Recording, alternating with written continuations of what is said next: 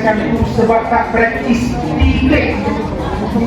Bukan sebab tak berbakat, bukan sebab tak ada rupa, bukan sebab ada pemalu, penyegan, gugup, gigit, gagap, gemetar, gelisah. Bukan.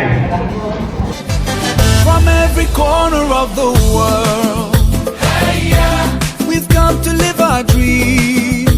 Hey yeah, we're all united here as one.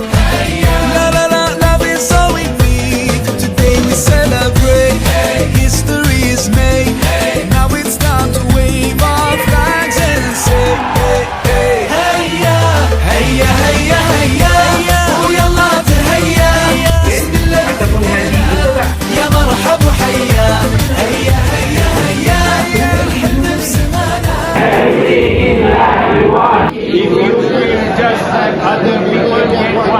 Tuan-tuan nak jadi mutawif, tuan-tuan nak pergi penjumur, tuan-tuan nak pergi tiap-tiap tahun, tuan-tuan nak dapat income, tuan-tuan nak belajar, semua tuan-tuan boleh dapat, tapi dengan syarat tuan-tuan, kunci dia adalah kita kena bantu orang lain capai apa yang tak pernah mereka capai.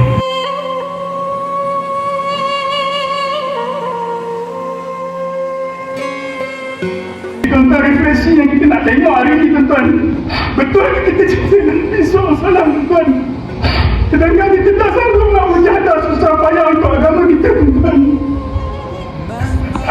Untuk memang tuan-tuan, perempuan semua, saya belum pernah lagi pergi umrah. Saya belum pernah lagi memang dapat pergi umrah dan haji, tuan. Tapi sebabkan saya keinginan nak lihat sendiri bagaimana kota Taif perjalanan dengan Nabi SAW, tuan. Saya masuk dalam progres segi usaha dan umrah ini, tuan.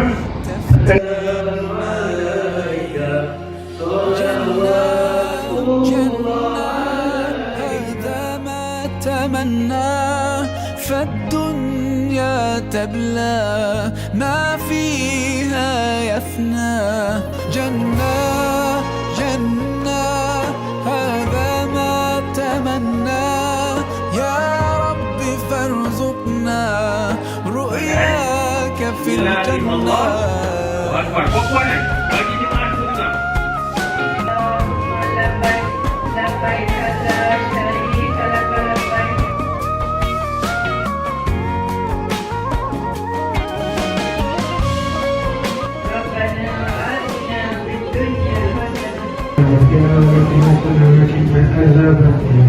Tahniah dan syabas kepada semua bakal-bakal graduan CJ Profesional Haji dan Umrah batch yang ke-29, dan hari ini adalah penentu kepada permulaan langkah yang lebih jauh lagi dalam industri haji dan umrah, dan kami doakan di MTC Academy tuan-tuan dan perempuan terus melangkah, terus berjaya menjadi seorang mutawif dan mutawifah yang terbaik bersama dengan bakal Duyufur Rahman. InsyaAllah jumpa anda nanti di Bumi Haramain. Assalamualaikum warahmatullahi wabarakatuh.